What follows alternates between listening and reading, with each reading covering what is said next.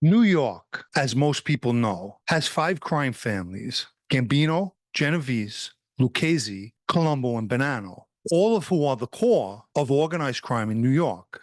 So as we head into 2026, it's a long way past the Mafia's peak, which in my opinion was from the 1970s up until the late 1980s, when prosecutors began using RICO aggressively against the Mafia. In the early 1980s, specifically, U.S. Attorney Rudolph Giuliani used the RICO Act to dismantle the Mafia's leadership, which permitted the government to charge the administration's bosses, captains, and members collectively as part of an enterprise. The commission case, in particular, in 1985, charged the bosses and was considered the first major blow to the Mafia's ruling body, the commission. The case resulted in the bosses receiving 100-year sentences and effectively crippled the Mafia and the power they once possessed.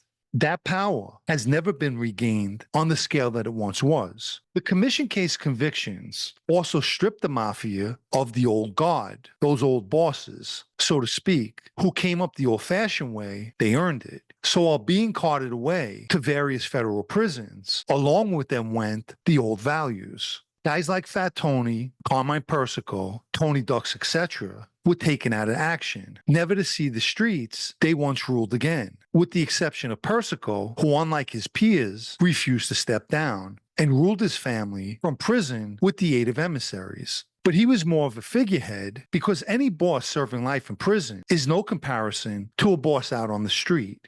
The government, without question, did excessive damage to the Mafia, especially their control over the big rackets like the unions in construction. Each family at one time had several unions under their control, or better put, on record with them. The government placed oversight mechanisms, such as trustees and monitors, in these unions to root out Mafia infiltration. That scrutiny only increased over time. Furthermore, any known members or associates found to be in certain unions were quickly removed, barred, and forced out. Unions were expected to remove any officials linked to organized crime, purge any known members, conduct background checks, as well as hold elections devoid of Mafia influence. No one was safe, from the workers to shop stewards on up the ladder. These government actions strangled the Mafia's earning capability.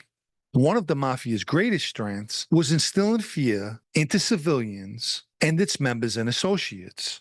The last official mob hit was carried out by the Lucchese family on November 15, 2013, when former Purple Gang leader Michael Melnish was killed in the Bronx.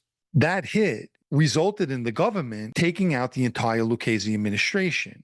The Melnish murder is now going on 13 years. The lesson learned is that violence is a liability. But more importantly, it draws unwanted attention, which the Mafia never wants. The bosses in place presently know, or at least they should, that any acts of violence will cause the government to come crashing down on the family, especially the leadership who's held responsible. It's not that the Mafia, and precisely those in charge, don't want to kill people.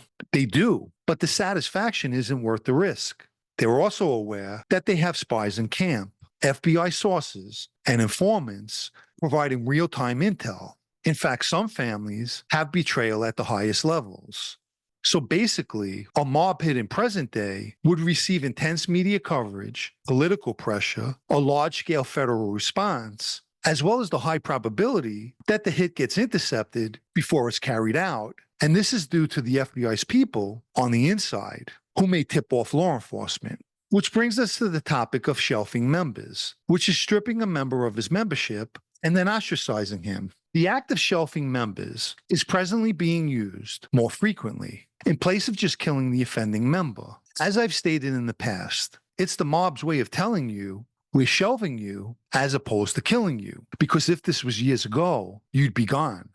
The quality of new members have drastically changed. And this is a subject I've also spoken about. Far less capable guys are being inducted. As my former acting boss put it, we have our capable guys. We need money guys. And that's a new mentality. And another example of how the Mafia changes with the times. A less violent organization has no need for capable guys. The new objective is to make money. Hence, it's the money guys they look for. A family can be the wealthiest, but order a murder and all that money means nothing.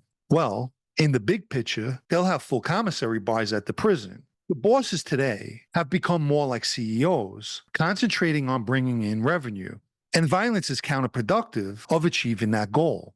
So why the money, guys? What do they bring a family? That's easy. Their money can be used to start legitimate businesses that will enrich the family. For instance, the 'Ndrangheta in Italy opens up businesses all over the world. By doing so, it makes them the most wealthiest mafia. Legitimate businesses are low-risk opportunities as far as the New York Mafia is concerned, who, unlike the 'Ndrangheta, who uses illicit proceeds to start the new businesses, the New York families are using their legit but straightened out money guys to front the funds. The Mafia always has and always will use typical rackets, loan sharking, gambling, etc. And as far as the unions, they're not completely out. They have people strategically placed. For instance, the Lucchese's had someone who was a really nice kid, someone not even the overseers would suspect. One day I met him at Howard Beach, and when he called me, I told him to get off Cross Bay Boulevard where we could be seen. I didn't want him to lose his job, so I made him meet me on one of the side streets. And it's unsuspecting guys like him that the Mafia put in place in certain unions.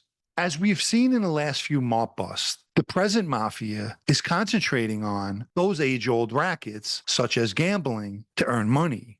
Think about it. A gambling pinch typically doesn't carry a lengthy sentence. These recent cases also give people a bird's eye view of how the Mafia modernizes, like cryptocurrency, using offshore accounts, and shell companies. Things they really didn't do much of in the past, especially cryptocurrency. The smart bosses are implementing 6 degrees of separation. That is, with the exception of Georgie Neck, a high-ranking administrative Lucchese member who just got jammed up in the New Jersey gambling case. As the world prepares for a new year, 2026, which, by the way, if you had told me that number when I was a teenager, I'd picture the future with cars flying around like the Jetsons. But we're not too far off. The Mafia is also going into the new year with the rest of us.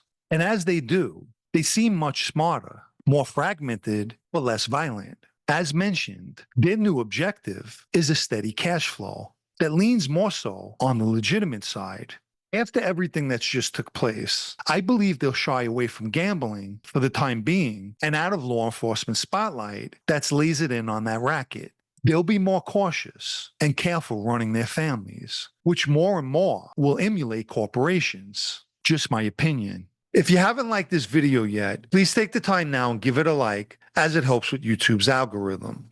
Anyone who'd like to show their appreciation for videos like this, or more importantly, help me to continue making them, you can donate with the Super Thanks icon down below, or through the PayPal Cash App links in the video's description. Let me quickly mention my blog, also called Sit Down News, especially for those of you who still enjoy reading. The site can be found at sitdownnews.com and is a paid subscription. I'll end with a tip for the public. When the Mafia is not in the news and remaining quiet, they're not dying off. They'll just be busy counting the money.